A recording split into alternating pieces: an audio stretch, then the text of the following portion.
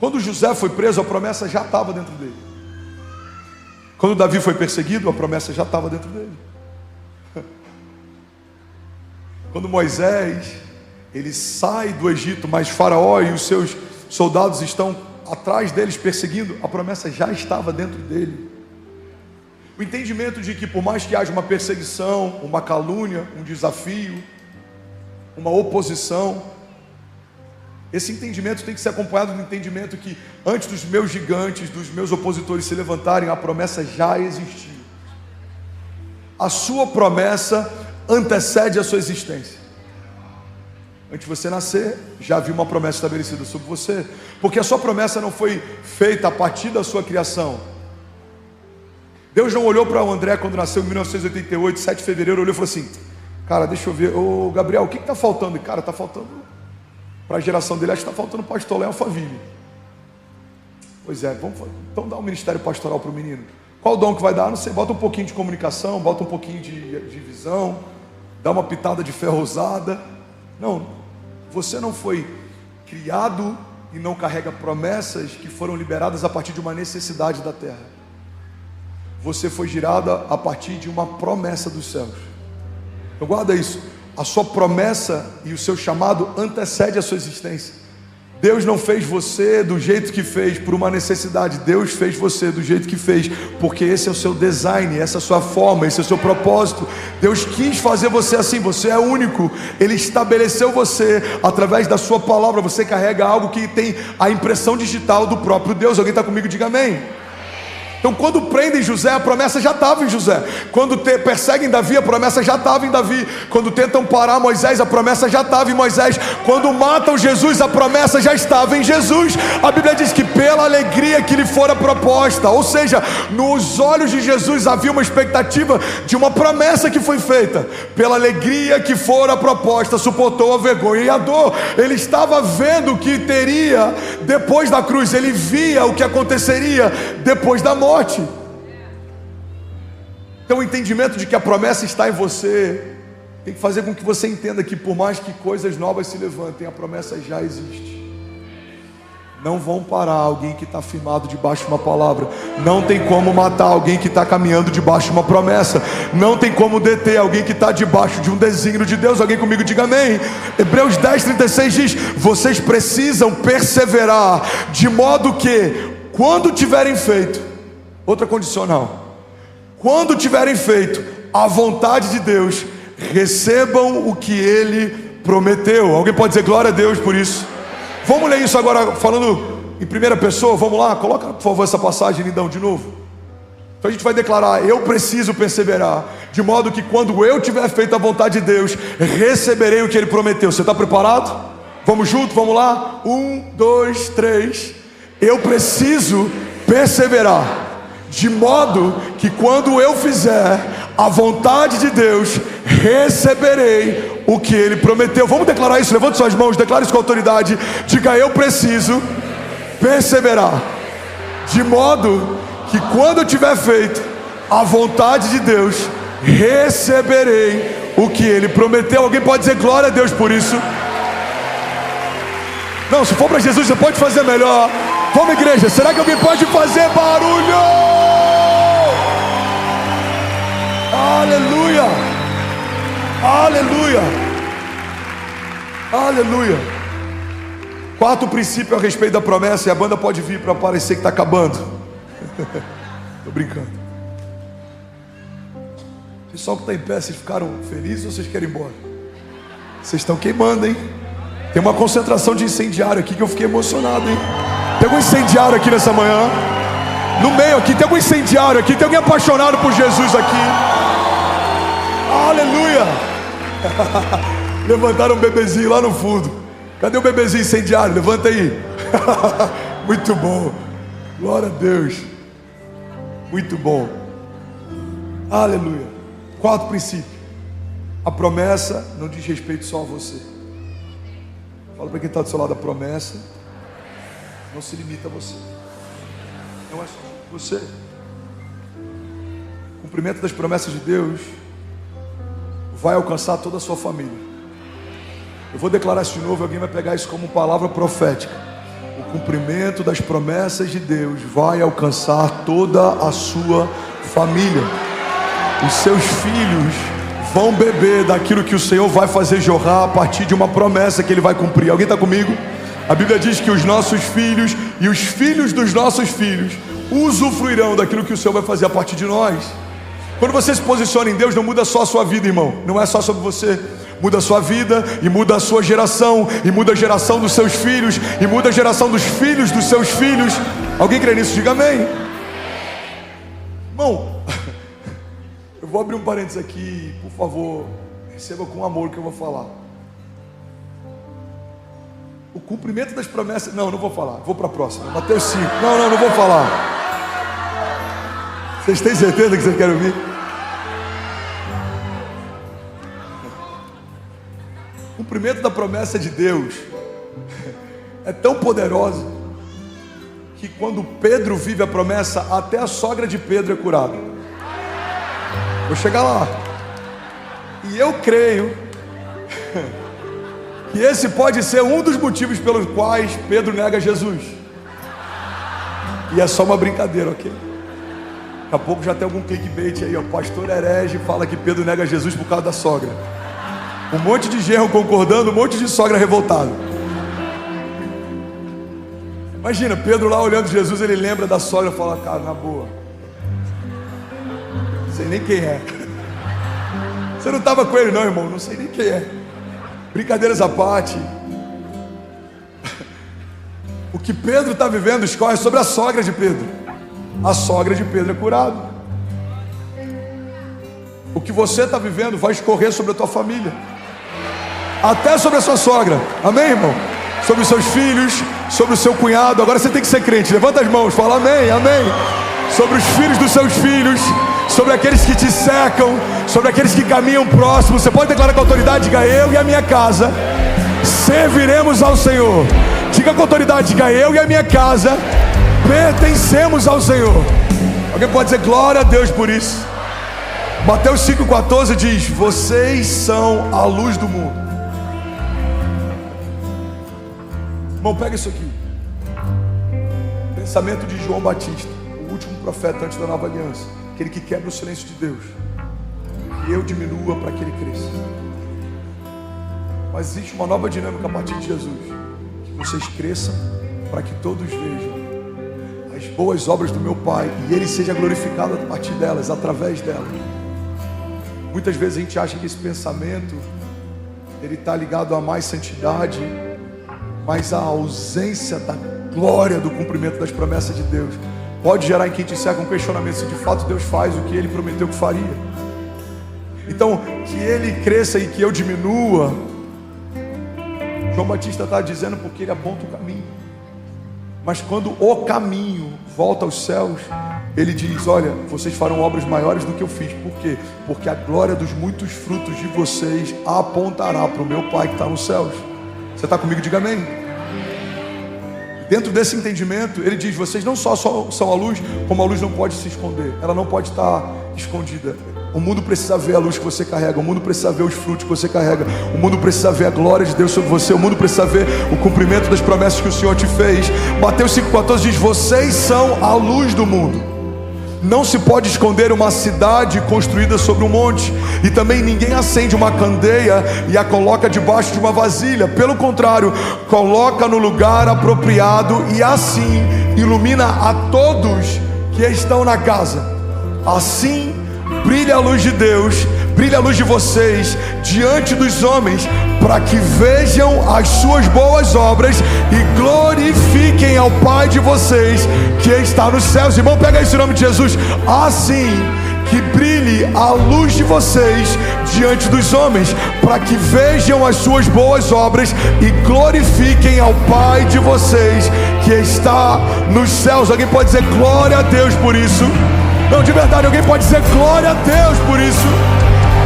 Aleluia, aleluia, aleluia. 1 Coríntios 2,9: todavia, como está escrito, olho nenhum viu, ouvido nenhum ouviu, mente nenhuma imaginou o que Deus preparou para aqueles que o amam.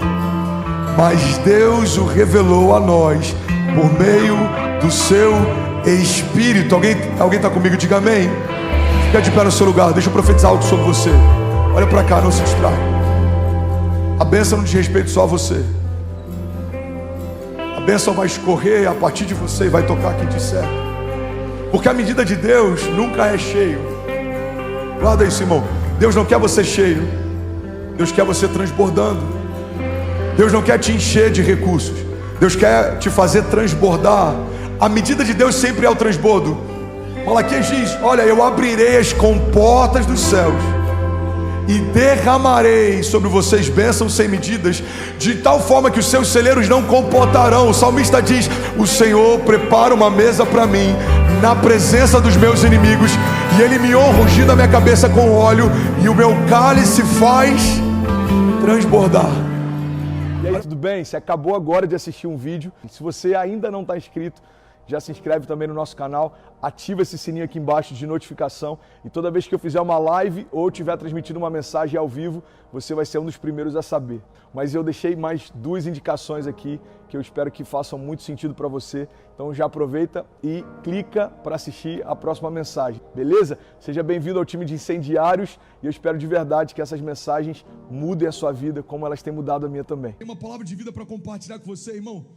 É muito louco o que a gente está vivendo aqui. A gente está vivendo a graça de uma igreja grande, mas a gente está enfrentando desafios de um ministério nos primeiros passos. Só para você ter ideia, sabe esse delay que ficou aqui? É porque o baterista correu para tocar o teclado, o administrador está tocando baixo e está sem ninguém na mesa de som. Por que o pastor está ficando sem voz direto? Porque não tem ninguém na mesa de som algumas semanas consecutivas. Às vezes tem, às vezes não tem. Por isso que às vezes tem voz para pregar e às vezes não, mas é interessante isso. Deixa eu só abrir esse parênteses e compartilhar com você o que eu estou vivendo.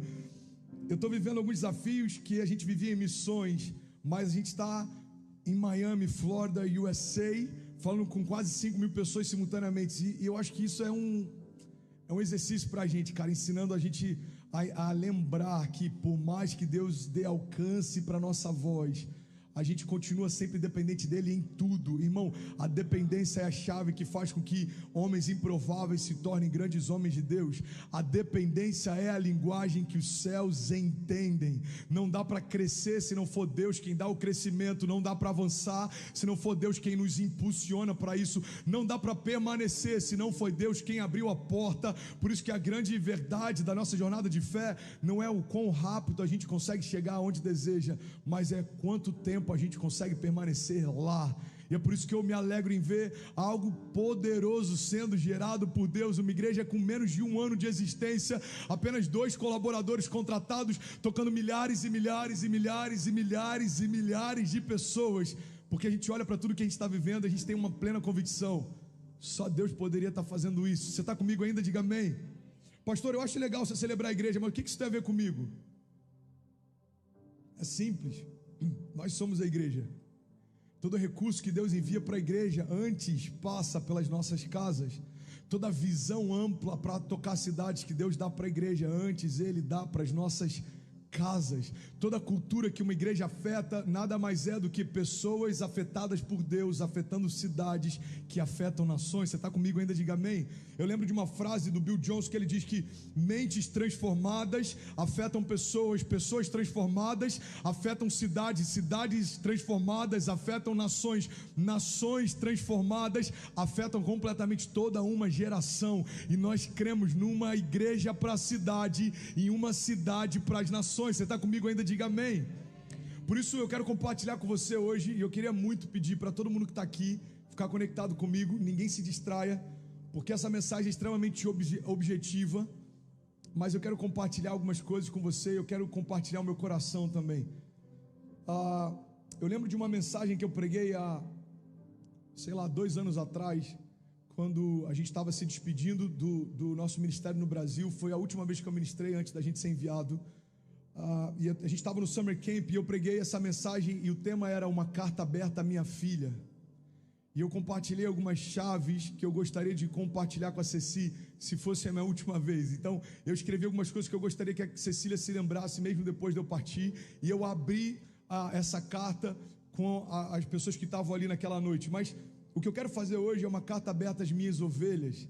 Então eu quero compartilhar algumas coisas com você que se sente parte, mas você que talvez só está conhecendo a nossa igreja, mas quer receber algum desses princípios, essa palavra é para você também. Você está comigo ainda? Diga amém.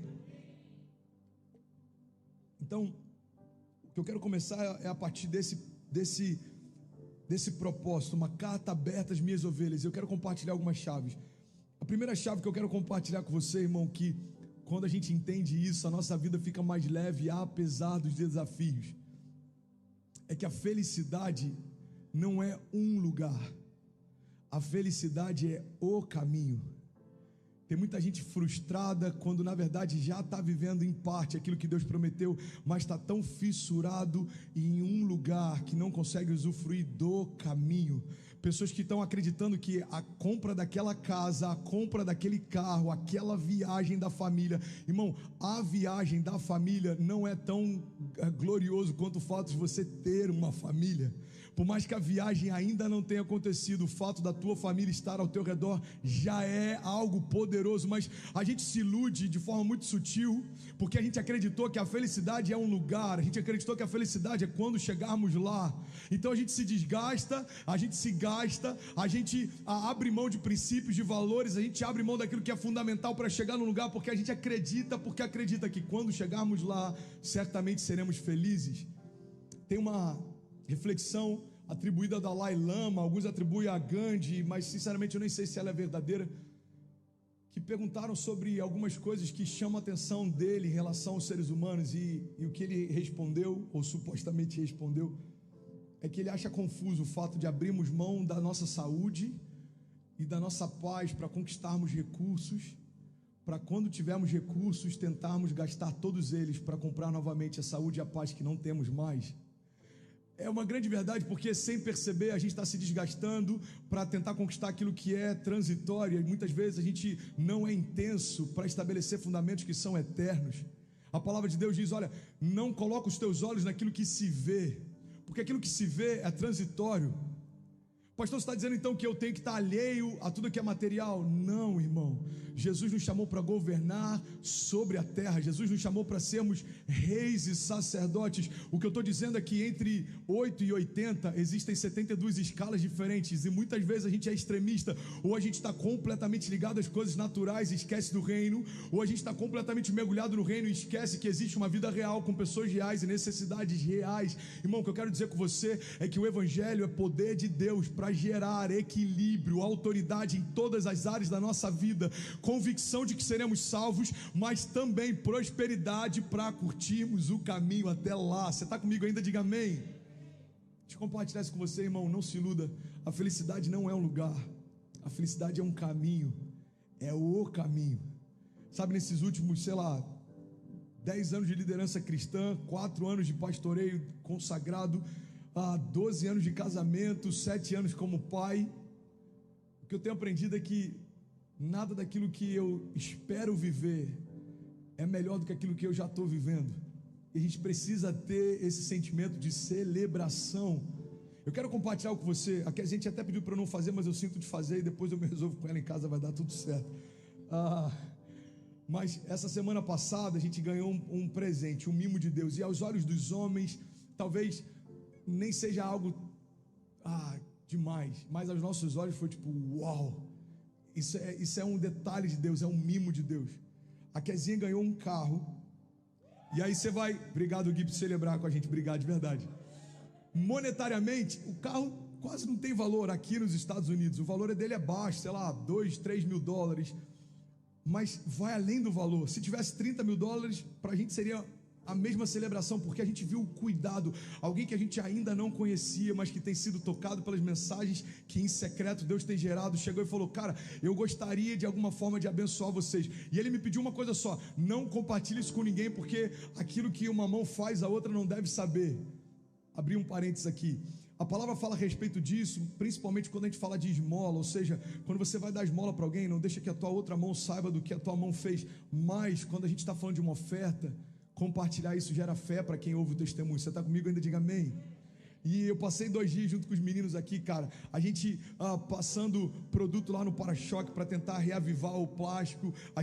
Eu fui em Junkie, que é muito comum aqui, tipo Pull and Pay. Você vai lá, tira algumas peças que você precisa e você leva e já paga. Mano, eu passei 2 dias quase que de mecânico, reformando tudo. Cheguei para Kézia ontem, botei um chaveirinho, entreguei para ela, falei: amor, o primeiro carro que Deus te deu. E por que eu estou falando disso, irmão? Porque daqui a meses, anos, ela pode ter um carro 10 vezes mais caro do que esse, 20 vezes mais caro do que esse, mas agora, nesse tempo, é Deus falando para ela: eu me preocupo com aquilo que preocupa você, eu me agrado em agradar você, eu tenho prazer em cuidar de você. E um princípio que eu aprendi, e tem tudo a ver com essa relação entre o lugar e o caminho, é que aqueles que celebram aquilo que Deus faz hoje, estão preparados para receber aquilo que Deus certamente fará amanhã. Eu estava falando com um dos jovens e eu falei: irmão, eu estou tão feliz com aquilo que Deus fez, eu estou tão grato, eu estou tão constrangido, que eu tenho certeza, cara, que quando Deus dos céus olha isso alegra o coração dele.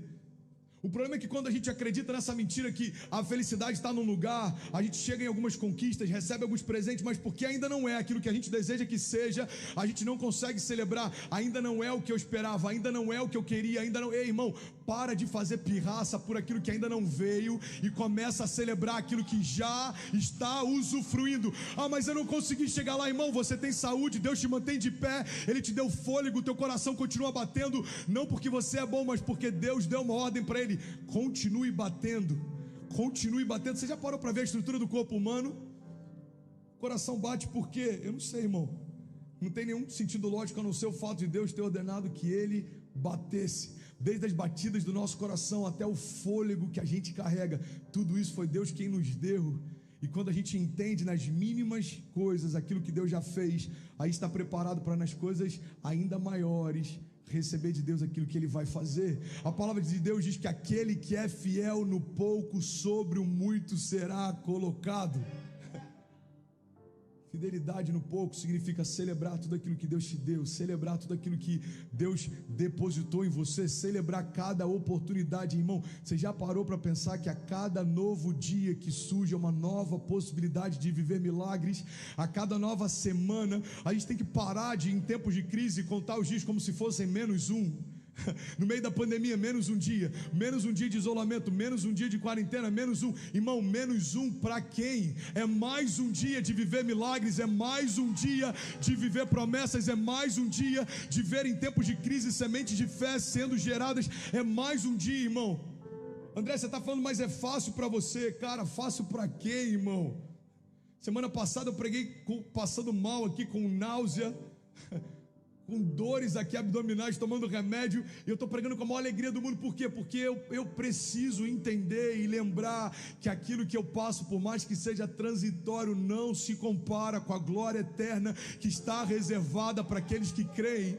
A palavra chega ao ponto de dizer: olha, os nossos desafios, eu vou parafrasear aqui, ok? Os nossos desafios, as nossas crises, os nossos problemas, as nossas angústias, que são leves e momentâneas, estão produzindo para nós uma glória eterna que pesa mais do que todas elas. Você está comigo ainda? Diga amém. Você pode declarar comigo? Diga: vai passar. Diga: o dia mau vai passar. Diga: os gigantes vão passar, mas eu tenho uma palavra que não passará. Declare comigo, irmão. Diga: as promessas de Deus sobre a minha vida, diga, jamais passarão. A gente tem que ter essa certeza. Segunda chave que eu quero compartilhar com você, nessa carta aberta às minhas ovelhas, é que todo excesso revela uma falta.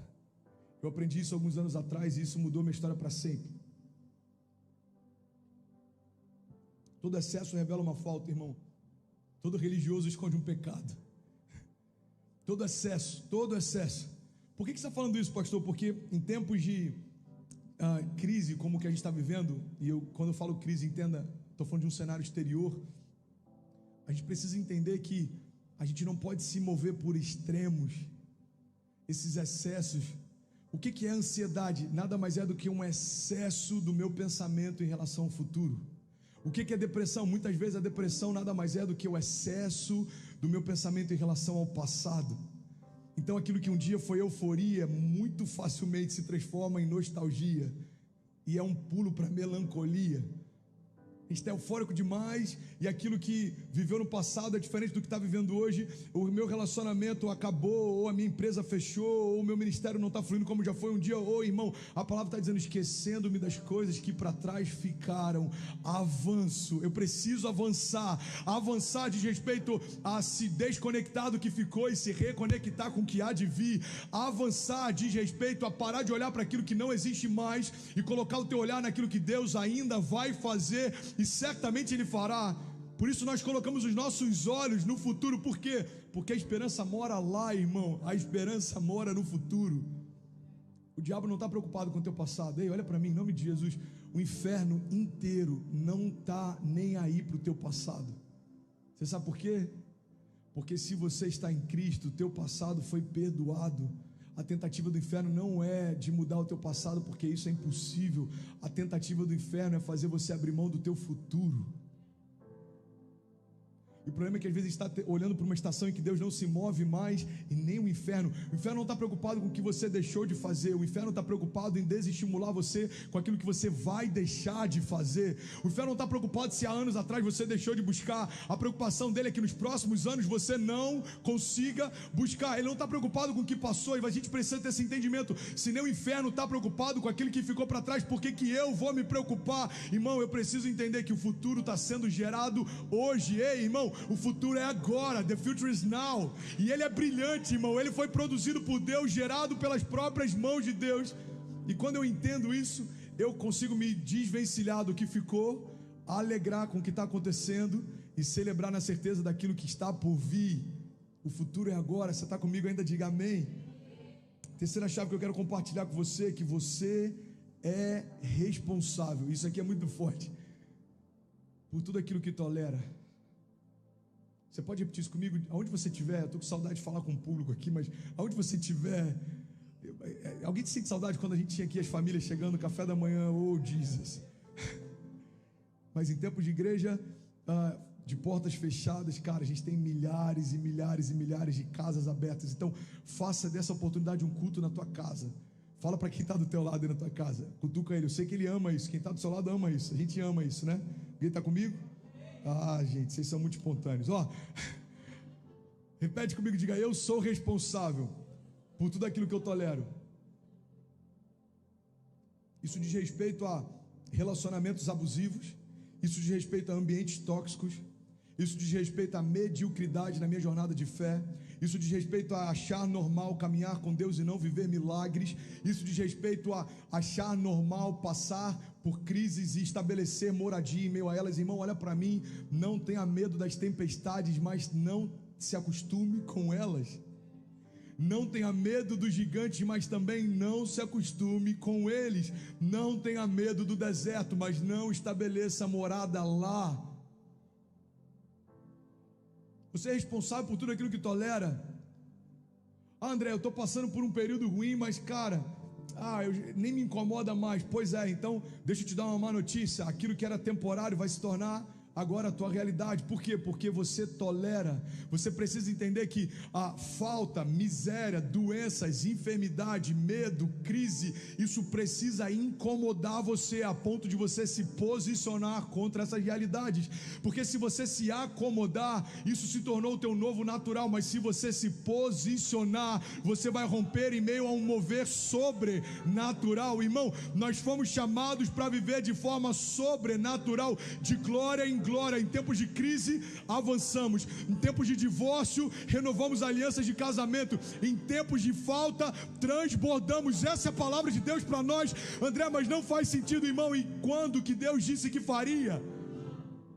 Um Deus eterno se transformar e se fazer carne, aquele que tinha toda a glória se despide de toda ela. Qual é a lógica que faz, irmão? Um Deus que criou todas as coisas, agora caminhar ao meio de homens pecadores e se entregar por eles para ter de volta o que sempre foi seu.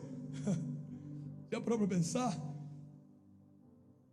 É como você vender tudo que tem para comprar aquilo que sempre foi teu. Irmão, Não faz sentido, mas essa é a graça escandalosa que fez com que religiosos não entendessem, fez com que pessoas céticas não discernissem, mas fez com que aqueles que entenderam que havia algo de Deus ali reconhecessem o poder daquele nome. E para todos aqueles que creram, deu-lhes o poder de serem feitos filhos de Deus. Você está comigo? Diga amém. Você é responsável por tudo que tolera, irmão. Então deixa de ser passivo. Deixa eu falar com muito amor. Coloca amor nas minhas palavras. Deixa de ser passivo. Deixa de ser mediano. Se o único momento que você tem de contato com a palavra é quando eu prego, você está vivendo abaixo daquilo que Deus preparou para você. Se a única palavra de vida que você carrega é quando alguém libera, você está vivendo à base de migalhas. Não é isso que Deus preparou para você. Se todas as vezes que você busca é quando um gigante se levanta, você está buscando livramento e não propósito. Deus está em busca de homens que caminham por propósito e não apenas pelo livramento. Livramento é bom, mas existe um propósito eterno que está além deles, irmão. Deus não nos chamou apenas para clamar por Ele quando exércitos inimigos se levantam. Deus nos chamou para nos posicionarmos com Ele, para avançarmos em fé, rompermos em fé. A palavra de Deus diz: olha, as portas do inferno não prevalecerão contra a igreja. Você sabe o que significa isso? Vem para cá, Xande, por favor, pensa num cara forte, irmão, todo trabalhado no crossfit. Vem cá, vem cá, vem cá. As portas nunca foram uma arma de ataque. Você não usa uma porta para atacar. Você não imagina alguém pegando uma porta, indo para um campo de batalha com uma porta, e você falando: mano, eu estou indo com espada. E você: eu estou indo com lança. E você: eu estou indo com uma porta. Alguém imagina alguém batalhando com uma porta? Você está comigo aqui ainda, pelo amor de Deus? Não seria ridículo? Mas esse entendimento, abaixa aqui o retorno, por favor, lindão. É esse entendimento que muitas vezes a gente tem. A gente acredita que a palavra está dizendo: olha, as portas do inferno não prevalecerão, ou seja, o inferno vai vir batalhando contra nós e nós vamos resistir. Não, irmão, Deus não está dizendo que a igreja resistirá. Deus está dizendo que a igreja vai contra o inferno e o inferno não resistirá. O que a igreja está dizendo, vem encaixando, me abandona não, filhão. O que a igreja está dizendo é isso aqui, irmão. Imagina que isso aqui são as portas, ok? Aí você imagina, fica de frente para mim, mano, elas são fortes, parecem impenetráveis. O que Deus está dizendo é que você vai chegar diante dela e falar assim: irmão, na moral, dá licença, deixa eu passar. Não me importa o tamanho dos gigantes, o tamanho das crises, não importa o nome das doenças, não importa aquilo que se levanta contra mim, eu vou passar, e as portas do inferno não prevalecerão. Mas os gigantes são fortes demais, e daí? O Deus que te deu a promessa é o mesmo Deus que derruba os gigantes. Mas o mar é grande demais, as ondas são altas demais, e daí, irmão? O Deus que fez o mar, estabeleceu os limites aonde as ondas dele iriam, é o mesmo Deus que te faz andar sobre as águas. Jó está questionando Deus, falando: ei, Deus, eu não entendo isso, eu não entendo aquilo, eu não entendo. Deus fala: tá bom, Jó, tá bom. Eu quero pregar hoje, irmão. Tem alguém que está aqui junto comigo? Tá bom, Jó, eu até te respondo se você me disser algumas coisas. E dentre as perguntas que Deus faz, eu não lembro se são 37, eu não lembro quantas são. Eu sei que a maior parte delas a ciência não conseguiu explicar até hoje. Dentre as perguntas que Deus faz a Jó, uma delas é: Jó, aonde você estava quando eu dei uma ordem para o mar, quando eu estabeleci os limites do mar, e eu disse até onde o seu orgulho se desfaria em ondas? Irmão, olha para mim. O planeta Terra poderia muito bem ser chamado de planeta água. Não sei se você sabe disso, mas a porção de água que a gente tem é superior à porção de terra que a gente tem, em relação à dimensão e à profundidade. E a pergunta básica que a gente precisava fazer é: se tem muito mais água do que terra, por que a água não invade toda a terra? Porque Deus disse: até aqui, tudo bem, daqui em diante, não. Você consegue entender que o Deus que estabeleceu os limites da terra, o Deus que estabeleceu os limites do mar, o Deus que fez com que a terra, mesmo em trevas e vazia, se tornasse dia antes do sol ser gerado, esse mesmo Deus disse para você: pode avançar, eu te garanto, e as portas do inferno não prevalecerão contra vocês. Vocês avançarão, vocês romperão, e nada vai parar a igreja. Por quê? Porque eu sou o cabeça dela, Cristo é o cabeça da igreja, e nele habita a plenitude. Deus desejou derramar sobre ele a plenitude sobre todas as coisas, a autoridade sobre todas elas. E talvez você está dizendo: André, mas eu sou só um dedo mindinho no corpo. E daí? Faz parte do mesmo corpo, está debaixo da mesma unção, recebeu o mesmo Espírito e vai usufruir da mesma vitória. Então entenda isso, irmão. Você é responsável por tudo aquilo que tolera. A minha vida é mediana, a culpa é sua, porque tudo que Deus precisava, e eu coloco entre aspas, precisava fazer para te ajudar, Ele já fez. Há mais de 2000 anos atrás, Ele estabeleceu por herança aqueles que confiam em Jesus como seu único e suficiente Salvador. Ele estabeleceu herança, promessas, cura, salvação. Ele estabeleceu caminho, verdade e vida. Por que a culpa é minha, André? Porque se você quiser usufruir, a mesa está posta. O Senhor prepara uma mesa na presença dos meus inimigos e me honra, ungindo a minha cabeça com óleo, e o meu cálice faz transbordar. Irmão, a mesa está posta, a cadeira é sua, ninguém senta nela. Agora é só você que pode escolher sentar ou continuar do lado de fora reclamando da festa. É como o filho pródigo. Chega ao ponto de desejar comer a comida dos porcos. E aí então ele se lembra e fala: uau, na casa do meu pai até os empregados comem melhor do que o que eu estou comendo. E ele fala: vou voltar e quem sabe ele me aceite como um dos seus empregados. Porque na nossa visão a gente caminha por aquilo que faz por merecer. Então o filho pensa: eu não mereço mais acesso à casa do pai, então quem sabe por misericórdia ele me dê acesso à mesa dos empregados. Só que o que o filho não sabia, provavelmente porque ainda não era pai, é que o pai não ama o filho pelo que ele faz, o pai ama o filho por quem ele é. Se esse jovem pródigo fosse pai, certamente teria uma visão diferente em relação ao seu próprio pai.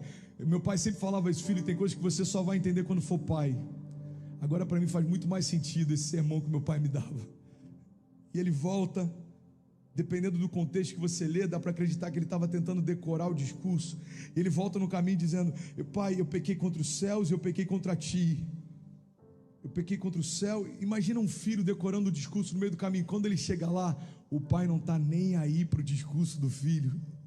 Ele faz algo que na verdade era quebra de um protocolo na cultura da época. Levanta os seus vestidos, as suas roupas e sai correndo em direção ao filho, porque o filho que parecia morto voltou para casa. Irmão, o pai não está nem aí para o discurso dele, para as desculpas dele, para os erros dele. O filho que parecia morto voltou, e isso precisa ser celebrado. Essa é a graça que a gente vive, debaixo dessa palavra que a gente se move. Nele nós vivemos, existimos, nos movemos. Irmão, tem gente que está me ouvindo e você está assim: você não sabe o que eu fiz. Irmão, nem me importa, não sou eu que vai mudar a tua história. Existe um Deus que, apesar de tudo que você faz, continua te amando, porque aquilo que você faz não muda quem Ele é. Deus é Pai, Deus é bom e ponto. Então o que eu preciso fazer, André? Parar de tolerar o pecado. Porque quando Jesus fala para aquela mulher: olha, eu não te condeno mais, Ele estabelece uma nova história para ela, mas Ele dá uma direção também. Ele diz: agora vá e não peques mais. A gente está buscando Jesus nesses encontros em meio à nossa culpa, mas nem sempre está caminhando com Ele a partir do encontro. Ele está dizendo: olha, sede santo como eu sou santo. Irmão, parar de tolerar o pecado, parar de tolerar a mentira. Você não é um fracassado, você não é um derrotado, você não é doente. Você, irmão, você é quem Deus diz que você é. Você pode o que Deus diz que você pode. Você vai viver o que Deus diz que você vai viver. Então a escolha é sua, se você vai viver pelas palavras que Ele liberou sobre você, ou se você vai viver a partir das críticas que você sempre recebeu. Você é responsável por aquilo que tolera.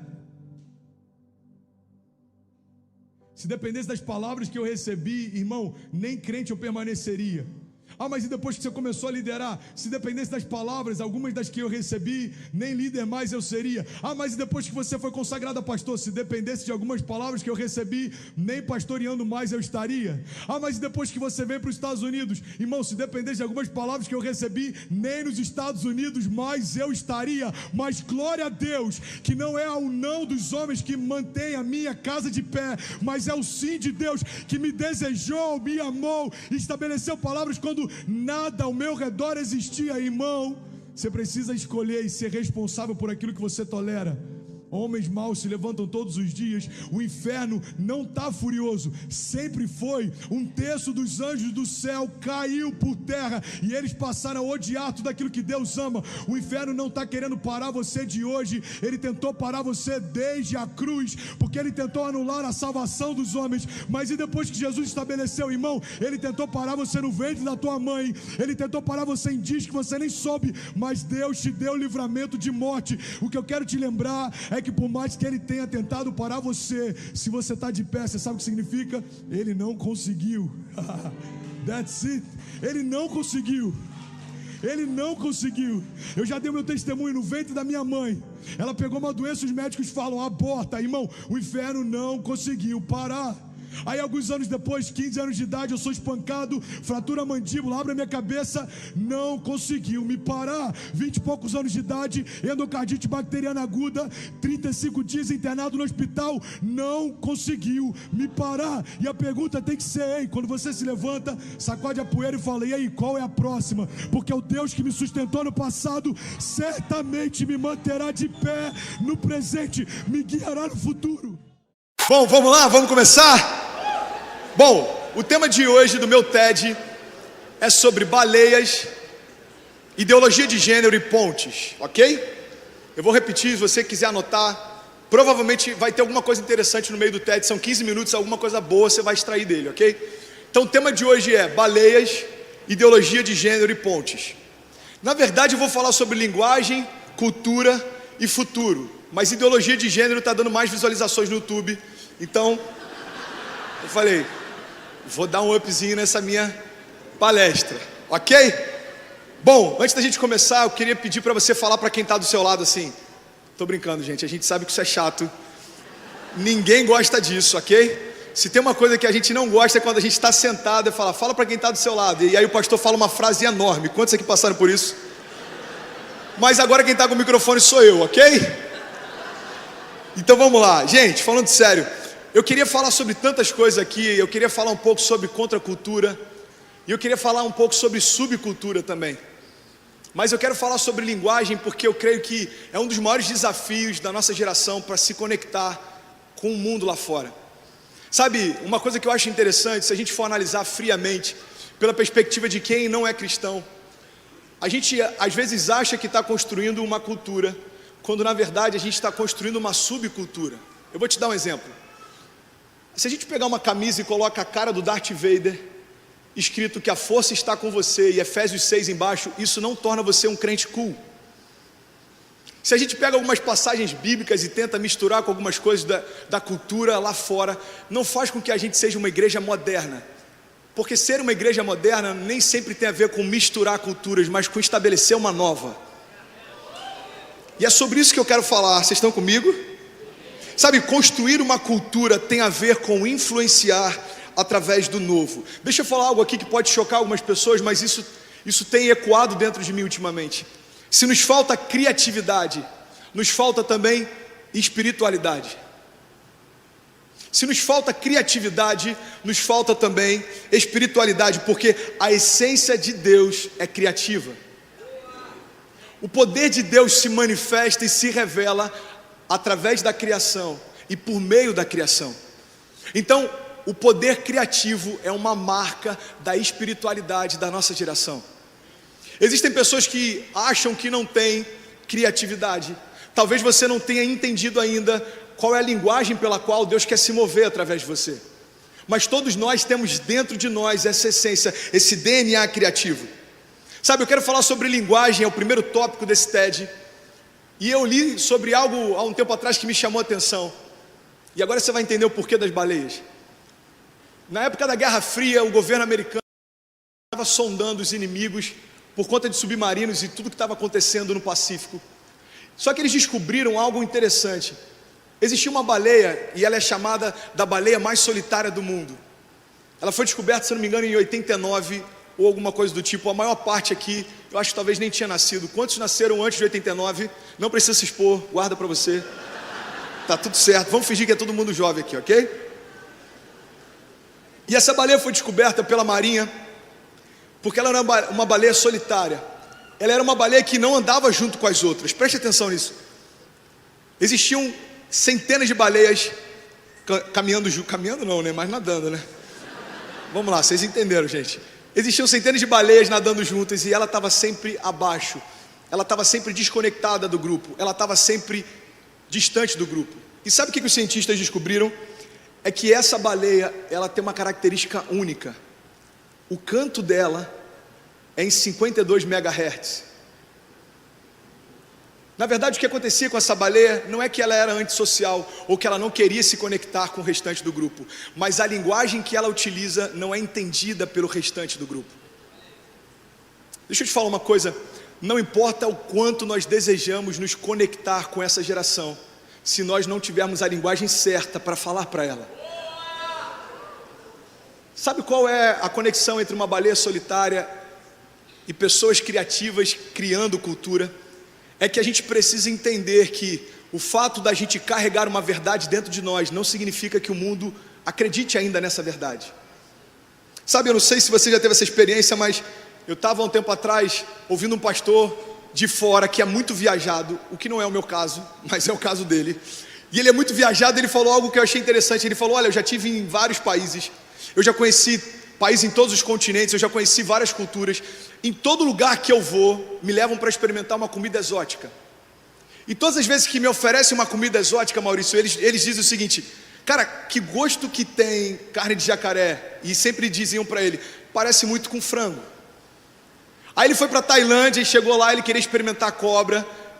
E aí ele falou, cara, é a primeira vez que eu vou comer cobra, que gosto que tem carne de cobra. E eles falaram, bom, parece muito com frango. Ok. E quando ele foi experimentar avestruz e qualquer outro animal exótico, todas as vezes, em qualquer lugar do mundo, as pessoas dizem, parece muito com carne de frango. E olha a sacada que esse cara teve. Ele disse o seguinte, sabe o que eu achei interessante? Todas as vezes que a gente tenta apresentar algo diferente para outra pessoa, a gente conecta as nossas realidades com um ponto em comum. Então eu digo, olha, parece muito com carne de frango, e a pessoa que comeu frango vai entender o que eu estou falando. O grande problema é, se eu estou falando para alguém que nunca experimentou frango, a minha mensagem para ele continua sem sentido algum. Deixa eu clarear um pouco melhor isso, preste atenção. Muitas vezes como igreja a gente está tentando criar uma cultura e uma conexão com o mundo lá fora, partindo do pressuposto que todo mundo tem a mesma cosmovisão cristã que a gente tem. Partindo do pressuposto que quando a gente fala de Deus, todo mundo entende Deus da mesma forma. Partindo do pressuposto que quando a gente fala de unção, todo mundo sabe o que unção significa. Eu não sei se você já parou para pensar na perspectiva de alguém que não é cristão, ou talvez nunca tenha ouvido falar de Cristo, ou talvez não acredita que Ele existe. Que um cara desse assistindo uma chamada para um culto, em que a gente fala assim, eu quero chamar você para uma campanha, em que a gente vai ter liberação de unção sobre a tua vida. Nós vamos tocar o shofar, e fazer um ato profético, e as muralhas vão cair, e o grande Jeová Jirê vai mudar a tua história. A gente está partindo do pressuposto que aquele cara que está ouvindo sabe o que é um ato profético, um shofar, Jeová Jirê, Shekinah e unção. Quantos concordam comigo? O grande problema é que para essa nova geração tudo isso parece um universo paralelo. Eles não entendem do que a gente está falando. Sabe, o grande problema da comparação é que a gente pode estar se comparando a uma igreja de 10 anos atrás e achando que hoje nós somos uma igreja moderna. Porque a gente está fazendo artes um pouco melhores do que a igreja de 10 anos fazia. Nós estamos fazendo música talvez um pouco melhor, dependendo do critério, do que a igreja de 10 anos fazia. E a gente está pintando as paredes com uma cor talvez um pouco mais cool do que a igreja de 10 anos pintava. Só que se o nosso comparativo for com uma igreja que durante 100 anos parou na história, a gente pode estar achando que é contemporâneo, quando na verdade a gente continua parado no tempo. O nosso Deus é um Deus criativo, e a expectativa que Ele tem em nós é que sejamos criativos também. E o que significa ser criativo? Significa construir o futuro onde ele não existe ainda. Sabe qual a importância da linguagem? Às vezes a gente usa linguagens e frequências tentando alcançar a nossa geração, mas a pergunta que a gente sempre precisa fazer é, será que de fato estão entendendo o que eu estou tentando comunicar? Sabe, um grande desafio em relação à linguagem é que às vezes tentando flexibilizar a linguagem, a gente pode comprometer a mensagem. Vocês estão comigo? Eu queria compartilhar com vocês algo que Deus falou comigo há um tempo atrás, no meu desejo de alcançar a juventude. O que Deus falou comigo é o seguinte: ei filho, não dilua a mensagem no intuito de mais pessoas serem alcançadas por ela. Porque o que adiantaria mais pessoas bebendo algo que agora não tem mais poder para curar? A mensagem é como um remédio, e na dose certa, ou seja, sem que a gente acrescente ou retire nada, ela é suficiente para mudar a história de toda uma geração. Mas se a gente tenta diluir a mensagem, colocar coisas que nunca fizeram parte dela, achando que vai torná-la mais atrativa, a gente pode estar dando uma mensagem para muita gente beber, que não tem mais poder para transformá-los. Sabe, eu quero falar sobre linguagem, e talvez alguns perguntem, pastor, você falou sobre linguagem, ok, eu achei isso interessante, mas qual é a solução para que o mundo entenda o que a gente quer compartilhar? Qual é a linguagem certa para isso? Sabe, aqui na Lagoinha de Niterói nós acreditamos que a linguagem certa é a experiência. É por isso que a gente fala muito, o nosso convite desde o início da igreja até o dia de hoje é: experimenta. Você sabe qual é o poder da experiência? Tem um provérbio que eu acho maravilhoso, ele diz o seguinte: diga-me e eu esquecerei, mostre-me e eu lembrarei, envolva-me e eu entenderei. Durante muito tempo a gente disse o que é certo e errado, e as pessoas esqueceram isso no meio do caminho. Durante muito tempo a igreja tentou mostrar o que é certo e o que é bom. As pessoas acreditam nisso, mas não tem transformado elas, porque nem sempre elas entendem. Agora, quando a verdade do evangelho envolve um homem, nada mais é capaz de tirá-lo do centro da vontade de Deus. Sabe, eu quero compartilhar com vocês que o mundo só entenderá a verdade que nós carregamos quando ele for envolvido por ela. O segundo tópico que eu quero compartilhar, e eu preciso correr por causa do tempo, é sobre cultura. Você pode repetir isso comigo só para eu poder beber água rapidinho? Diga: cultura. Obrigado, gente. A igreja foi chamada para dar luz ao futuro. Eu compartilhei isso alguns dias atrás e me impressionou o quanto que isso reverberou. Preste atenção nisso. O chamado da igreja sempre foi dar luz ao futuro. E ultimamente o que a gente mais tem ouvido falar é sobre ideologia de gênero. A gente está preocupado porque tem pessoas falando sobre o sexo dos nossos filhos, tem pessoas querendo determinar o que eles vão optar e quem eles vão se tornar. Só que na verdade toda essa discussão em torno da ideologia de gênero só deixa muito claro que quando nós deveríamos estar construindo cultura como igreja, nós estávamos discutindo costumes. Enquanto o mundo estava ocupando lugares de influência na educação de uma nação, enquanto o mundo estava ocupando lugares de influência na cultura, nas artes, na música, a gente estava debatendo e discutindo se mulher pode usar saia ou não. A igreja estava discutindo se uma bateria e uma guitarra era um instrumento sacro ou profano. A gente estava discutindo se era necessário usar terno para jogar bola ou não. A gente estava discutindo se pessoas poderiam ser excluídas pelo simples fato de irem para a praia. Enquanto nós discutíamos costumes internos, o mundo construía cultura externa. O chamado da igreja sempre foi dar luz ao futuro e apontar o caminho. Sabe, o pastor Gustavo Paiva fala algo que eu acho incrível, eu acho que tem muito a ver com o que a gente está se propondo a construir aqui. O mundo só tem voz onde a igreja se calou. O mundo só tem voz nas artes porque durante muito tempo a igreja se calou. O mundo só tem voz nas mídias porque durante muito tempo a igreja se calou. Agora nós, como nova geração, temos a oportunidade de, ao invés de assistir o que está acontecendo, gerarmos o novo de Deus para essa geração. Tem alguém que está comigo nessa missão? Sabe o que eu acho interessante, meu irmão? Preste atenção nisso. A gente está assustado com o rumo que isso tem tomado. É porque na verdade a igreja não foi chamada para ficar de forma passiva assistindo o parto do que o mundo estava gerando. Nós fomos chamados para gerar o futuro dentro de nós. E sempre foi assim, desde Gênesis 1 até Apocalipse, a gente vê o poder criativo de Deus influenciando a história e mudando tudo ao redor dela. Sabe, eu quero finalizar esse TED e eu quero falar sobre construção de futuro. Porque eu acredito que é isso que a gente está fazendo aqui hoje. Esse dia vai ser lembrado por muitos anos, porque eu creio que é um marco, é um start em algo novo que está sendo gerado no Brasil. Sabe, eu tenho pensado muito sobre construção de futuro, porque o Evangelho, na verdade, fala basicamente sobre isso.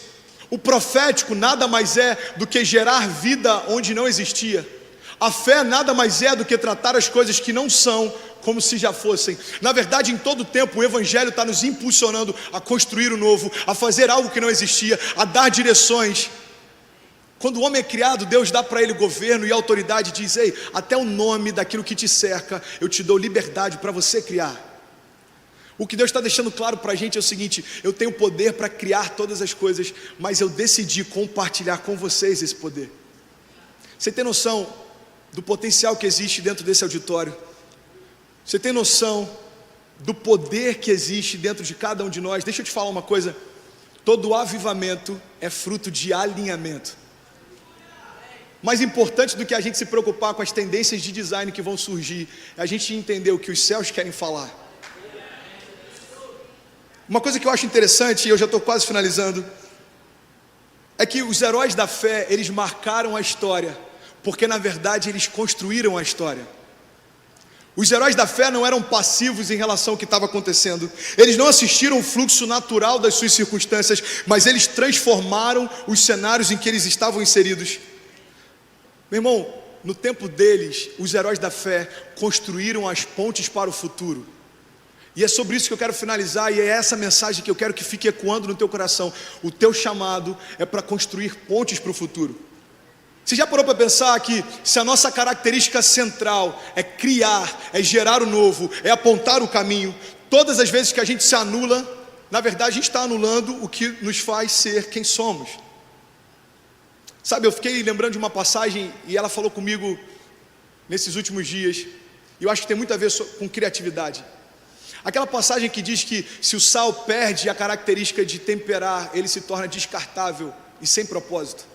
Na verdade, eu creio que se a igreja perde a característica de apontar o caminho, de dar luz ao futuro e de trazer uma luz de esperança em meio ao caos, a gente perde o propósito de ser. Deixa eu te falar uma coisa: a construção de pontes leva mais tempo e recurso do que a construção de paredes, mas elas conectam enquanto as paredes dividem.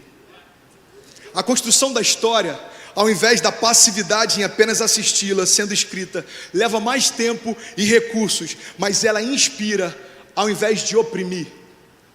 Talvez a visão que o mundo tenha da igreja é que fazer parte de uma igreja significa estar debaixo de um sistema opressor.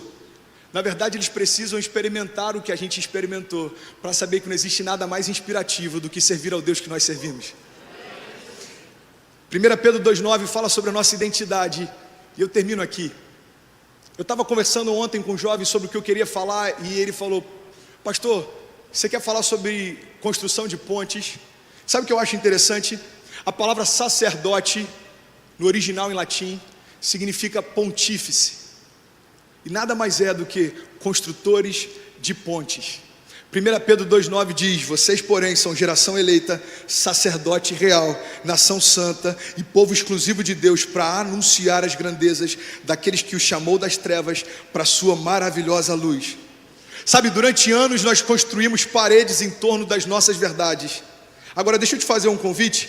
Um Deus criativo deseja levantar uma geração criativa para que nós possamos estabelecer as pontes com o futuro, através dos escombros das paredes que nós derrubamos. As ruínas das barreiras que nós vamos destruir serão utilizados como tijolos na construção das novas pontes. É isso. Obrigado.